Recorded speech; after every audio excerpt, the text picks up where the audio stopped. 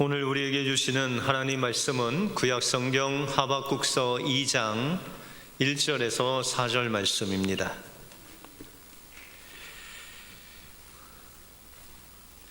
내가 내 파수하는 곳에 서며 성루에 서리라. 그가 내게 무엇이라 말씀하실는지 기다리고 바라며 나의 질문에 대하여 어떻게 대답하실는지 보리라 하였더니,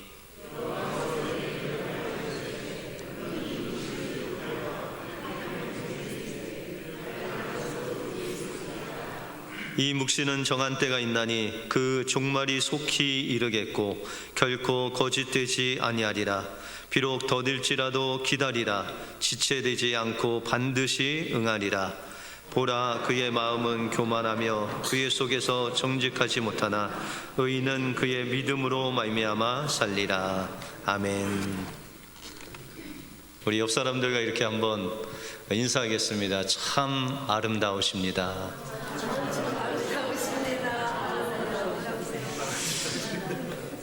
참 아름다우십니다 라고 하는데 이렇게 웃으세요. 예. 인정하시는 거예요? 안 인정하시는 거예요? 예. 우리 다시 한번 인사하겠습니다. 하나님께 우리의 마음을 드립시다. 예. 여러분들 마음을 하나님께 드릴 때 여러분들 심령 속에 세상이 줄 수 없는 기쁨이 넘쳐 오를 줄 믿습니다. 어느 설문 기관에서 설문조사를 했는데 미국 사람이 다니는 길거리에 나가서 이제 수백 명을 향해서 질문을 했다고 합니다. 그 질문의 내용은 당신은 지금 죽으면 천국에 갈 수 있습니까? 라는 그런 질문이었습니다. 그 질문의 응답자 중에 55%가 나는 천국에 갈 수 있습니다 라고 그렇게 이야기했고, 35%는 천국에 가길 바라지만 잘 모르겠다. 그리고 6%는 천국이 없다라고 말하고, 4%는 나는 지옥에 갈 것 같다 라는 그런 응답을 했다고 합니다.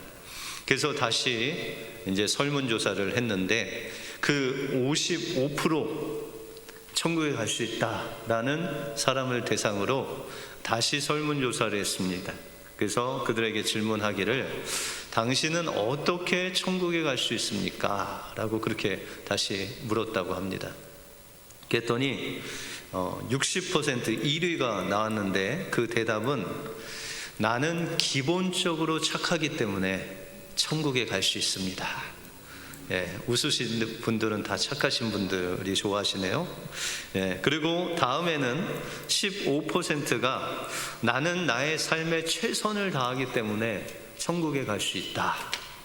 세 번째는 하나님을 믿으니까 갈 수 있다. 10%, 8%는 나는 교회 다니니까 천국 갈 수 있다.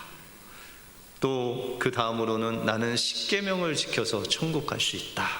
마지막 2%는 나는 아무도 해치지 않는 그런 좋게 살았기 때문에 나는 천국에 갈 수 있다 라고 그렇게 이야기를 했다고 합니다.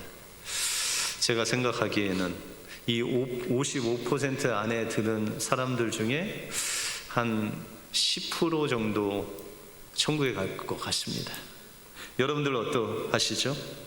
어떻게 여러분들 지금 하나님 부르시면 다 천국 가실 수 있으시죠? 우리 은혜교회는 다 그럴 줄 믿습니다. 여러분들 어렸을 때 부르던 복음성가 기억나세요? 어렸을 주일학교 때 돈으로도 못 가요, 하나님 나라. 또 뭐가 있죠? 힘으로도 못 가요, 하나님 나라. 그걸 찾아보니까 3절까지 있더라고요. 어여뻐도 못 가요, 하나님 나라. 그 다음에 맘 착해도 못 가요, 하나님 나라. 그러면 어떻게 갈 수 있어요? 거듭나며 가는 나라, 하나님 나라. 믿음으로 가는 나라, 하나님 나라. 그렇게 아주 복음적인 찬송입니다. 여러분들, 하나님 나라는 오직 하나님을 믿음으로, 그 믿음은 우리에게 속한 것이 아니라 하나님이 해놓으신 것을 우리가 인격적으로 받아들일 때 우리는 천국 갈 수 있는 줄 믿습니다. 그 믿음으로 날마다 천국을 향해서 나아가시는 여러분들의 삶이 되시길 주님의 이름으로 축복합니다. 오늘 본문을 통해서 우리는 이 땅에서 믿음으로 사는 삶이 무엇이고, 우리는 어떻게 믿음으로 살 수 있고, 우리가 믿음으로 살 때 하나님께서 우리에게 주시는 축복이 무엇인지 오늘 본문을 통해서 살펴보겠습니다. 먼저 믿음으로 사는 삶은 우리의 마음의 기초를 하나님께 두는 삶입니다. 오늘 본문의 주인공인 하박국이라는 이름의 뜻은 포옹하다, 껴안다, 움켜잡다, 이런 뜻이 있습니다. 그래서 이 하박국 선지자는 당시에 그 사회가 상당히 불안했습니다. 그래서 강자가 약자를 괴롭히고, 하나님의 율법대로 살지 않고, 정의가 흐르지 않고, 하여튼 우리가 사는 시대하고 비슷한 그런 시대에 살았습니다. 그런데 하박국이라는 그 이름과 같이 이 하박국 선지자는 그런 시대의 어려움, 시대의 정말 불공평한 것들을 가지고 그것을 끌어안고 하나님께 나가서 기도했다라는 것이죠. 여러분들, 우리가 이 시대에 좀 불의한 것들, 이건 정말 불공평하다라는 것을 보면 여러분들 어떻게 그것을 표현하세요? 한국에 보니까 데모도 하고 촛불 집회도 하고, 그런데 어떤 분들은 이런 세상에 그냥 만사가 다 귀찮아서 그냥 한 곳에 집중하죠. 어떤 분은 그냥 이런 세상의 슬픔, 세상의 이런 불공평한 것들을 잊기 위해서 술로 이런 어려움을 극복하기 위해서 그냥 술에 빠져서 사시는 분도 있고, 어떤 분들은 그냥 드라마만 계속 그냥 시종일관 보시는 분도 있고, 어떤 분은 그냥 아이 쇼핑으로 일관되게 쇼핑을 나가시는 분도 있고.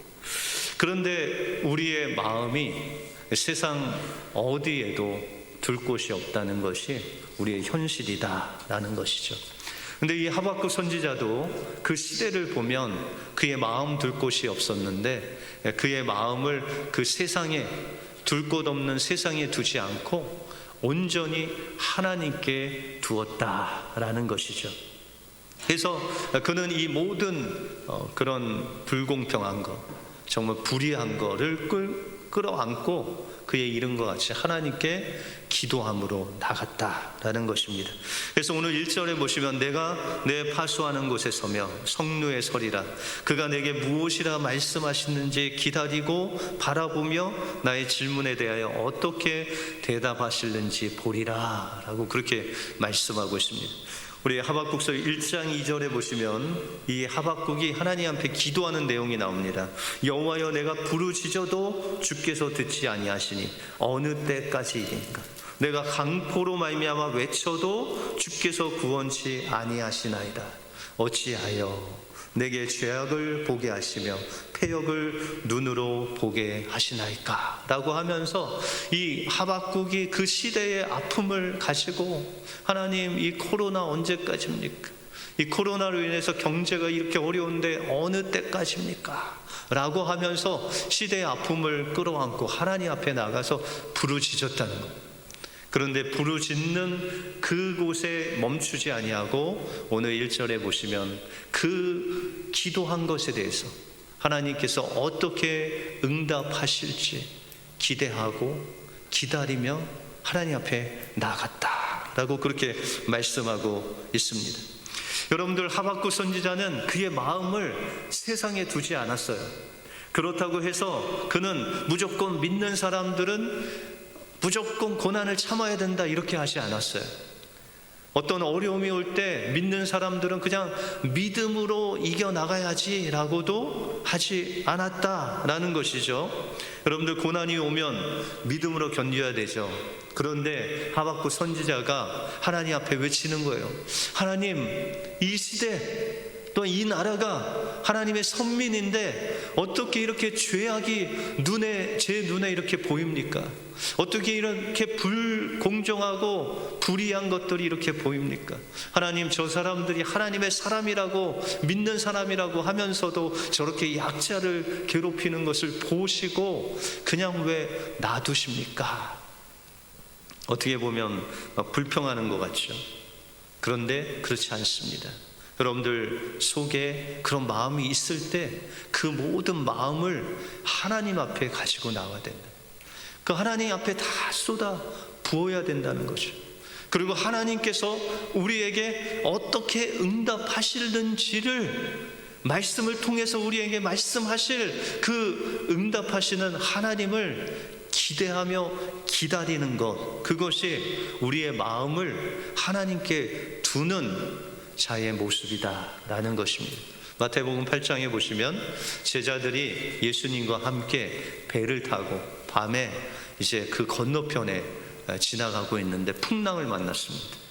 예수님은 너무 피곤해서 고물 아래서 주무시고, 이 제자들은 풍랑과 싸우느라고 배에서 물을 퍼내고 막 그래도 예수님은 그냥 주무시는 거예요. 여러분들, 우리의 삶 속에 사업하시는 분들은 이 불경기 때문에 이런 어려움을 당하기도 하고, 또 오랜 이민 생활을 하면 고향이 생각날 때가 있잖아요. 향수병이 오기도 하고, 우리 젊은 사람들은 미래가 불확실하기 때문에 두려움이 오기도 할 수 있다라는 것이죠. 그래서 심리학자들은 우리 마음속에 두려움이 600가지 이상의 두려움이 몰려올 수 있다. 그런데 이 두려움을 이길 수 있는 것은 그 마음에 달려있다라고 그렇게 이야기합니다. 우리의 마음을 어디에 두느냐에 따라서 그 두려움을 극복할 수도 있고, 그 두려움에 완전히 잠식돼서 두려워하며 살 수 있다라고 그렇게 이야기를 합니다. 다시 말해서 우리의 마음을 어디에 두느냐에 따라서 그 두려움과 어려움을 이길 수 있느냐 아니면 이기지 못하느냐가 결정된다라는 것입니다. 그런데 하박국은 그 마음을 세상에 두지 않았어요. 그 어려움에 두지 않았어요. 오직 그 어려움을 하나님께 끌고 가서 하나님의 응답을 기다렸다라는 것이죠. 그때 하나님이 하박국에게 응답하십니다. 4절에 보시면, 보라, 그의 마음은 교만하며 그 속에 정직하지 못하나 의인은 그의 믿음으로 말미암아 살리라 라고 그렇게 말씀하고 있습니다. 여러분들은 의인입니까? 죄인입니까? 여기서 의인은요, 우리 믿는 모든 사람들을 의인이라고 하시는 거예요. 그런데 이 의인은 뭘로 살래요? 믿음으로 말미암아 살리라. 이 믿음으로 산다는 것은 하나님께서 하신 일, 하나님께서 하실 일, 그 모든 것들의 주인 되신 그 하나님만을 신뢰하고 나가라는 것이죠. 여러분들 삶 속에 어려움이 오고 두려움이 오고 여러분들 생각과 여러분들이 마음 가진 것보다 뭔가가 안 될 때 여러분들의 마음을 그곳에 두지 말라는, 오직 그 모든 것들을 주관하시고 여러분들의 인생을 책임져 주시는 그분 앞에 그 모든 것들을 기도로 쏟아내시고, 또한 말씀으로 응답하실 하박국에게 의인은 믿음으로 말미암아 살리라 라는 응답을 주신 것 같이, 여러분들도 하나님 앞에 토로하고 기도하고 나갈 때 하나님께서 여러분들 마음속에 말씀으로 응답해 주실 줄 믿습니다. 그러므로 여러분들의 마음을 세상 어느 곳에 두지 마시고 오직 하나님께 두심으로 하나님이 주시는 놀라운 응답과 기쁨을 누리시는 여러분들의 삶이 되시길 주님의 이름으로 축원드립니다. 그러면 우리는 이 어려운 세상을 어떻게 구체적으로 믿음으로 살아낼 수 있겠습니까? 다음으로, 믿음으로 사는 삶은 하나님의 사랑의 눈을 가지고 사는 삶이다 라고 말씀하고 있습니다. 여러분들, 우리가 믿음으로 산다고 하면서 우리의 삶은 정작 믿음으로 살지 않을 때가 많습니다. 만약에 여러분들이 믿음으로 지금 살고 있다면 그 증거는 바로 여러분의 삶이 변화하고 있다는 거예요. 왜요? 믿음은 하나님께 속한 것이라 이 믿음으로 살면 하나님께서 지금 여러분들을 통해서 역사하시는 거예요. 그러면 그 역사가 여러분의 삶을 변화시켜 주시는 거죠. 제가 한 1년 동안 LA에 있는 목사님과 제자 훈련을 했습니다. 저는 그냥 따르미로 이렇게 따르고 그분이 저를 이끌어 주셨는데 1년 동안 했습니다. 원래는 한 3, 4개월 과정인데 1년 동안 그것을 이제 했는데 언젠가 그 목사님과 함께 이렇게 삶을 나누는데 간증을 하시더라고요. 그래서 어떤 간증이냐면 그 목사님이 이제 결혼을 좀 늦게 하셨어요. 그래서 지금 애들이 한 초등학교인데 그 사모님은 결혼할 당시에 한국에서 온 지 얼마 안 돼서 이 목사님은 미국에서 좀 오래 사시고 이제 사모님은 한국에서 오신 지 얼마 안 됐어요. 그런데 이 사모님이 영어가 좀 안 되고 또 미국 생활이 얼마 되지 않기 때문에 어딜 가든지 목사님과 함께 가자고 하시는 거예요. 뭐 라이센스를 따려고 해도 목사님과 같이 가시고, 은행을 가셔도 함께 가시고, 뭐 마트를 가도 목사님이 없으면 되는 게 하나도 없는 거예요. 한 1, 2년 동안은, 결혼한 지 1, 2년 동안은 아주 기쁜 마음으로 이 사모님과 동행하셨대요. 근데 결혼한 지 한 10년이 지나고 나니까 늘 이 아내가 어디 가자고 이 말만 꺼내면 그냥 이 안에서 마음 속에서 이렇게 뭔가 짜증이 확 드러난대. 아니 10년이나 됐는데 그냥 혼자 가면 되지 왜 나를 끌어들여? 나 할 일도 많은데. 그래서 그냥 이 아내가 뭐라고 하고 뭘 가자고 하면 그냥 짜증부터 밀려 올라왔대요.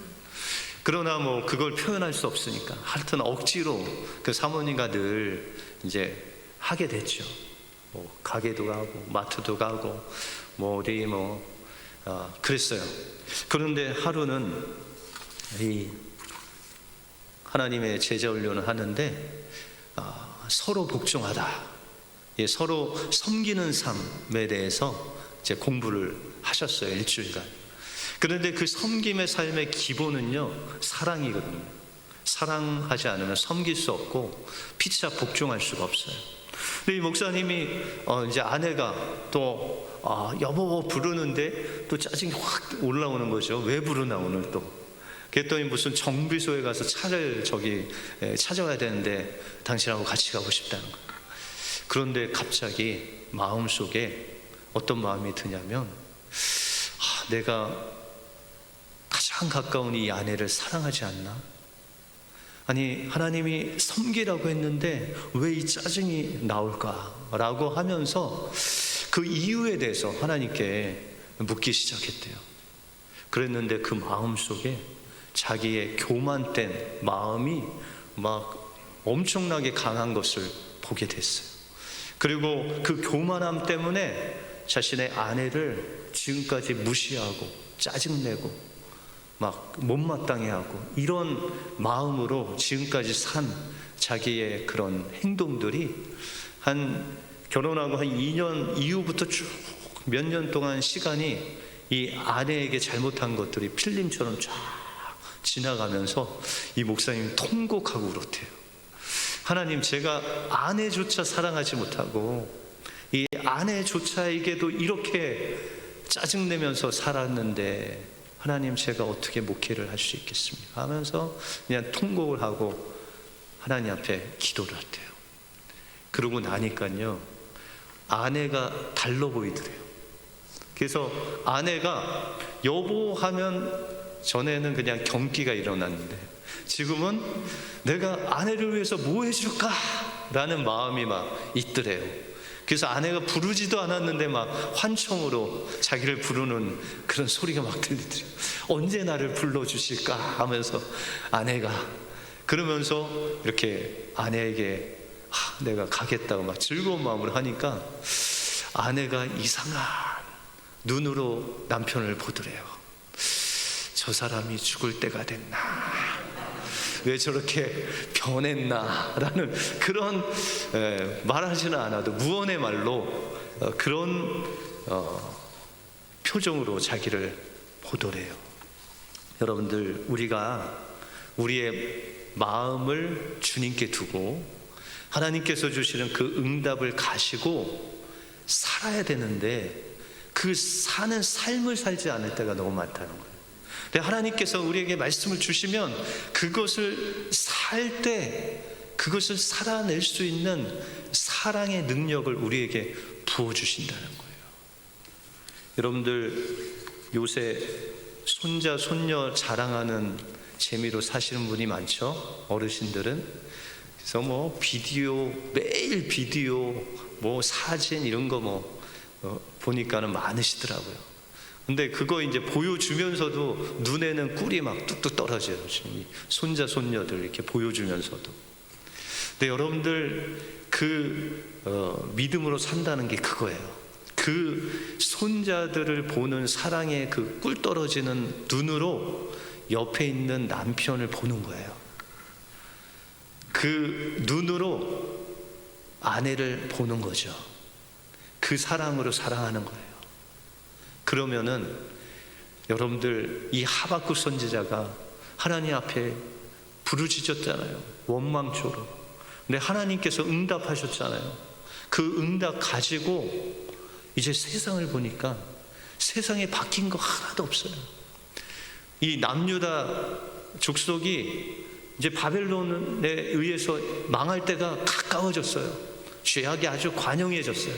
근데 그 시대, 그 환경, 그 죄악들은 하나도 바뀐 게 없어요. 근데 그 하박국 눈에는요, 꿀이 뚝뚝 떨어져요. 그래서 하박국서 3장에 보면 여러분들이 잘 아시는, 비록 무화과 나무에 그 잎사귀가 무성치 않고 포도 열매가 없고 감람나무에 소출이 없으며 밭에 먹을 것이 없을지라도 나는 여호와로 말미암아 즐거워하며 나의 구원의 하나님으로 인해서 기뻐하리라. 그가 응답받고요, 하나님 말씀을 받으니까 하나님께서 사랑의 능력을 주셨어요. 그래서 그 사랑의 눈으로 보니까는 그 이스라엘이 온통 사랑스럽게 보인 거예요.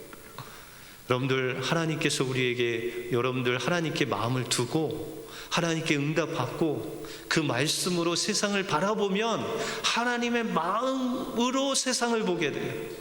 그렇게 코로나로 인해서 경제도 어렵고 어려움밖에 없는 것 같이 보이는 그 세상이 주님의 사랑으로 온통 하나님께서 보시기에, 스바냐 3장 16절 보시면 여러분들 보면서 하나님께서 뭐라고 하시는지 아세요? 내가 너희를 보니까 내 마음이 기뻐서 이기질 못하고 내가 너희를 정말 사랑한다 라고 그렇게 말씀하세요.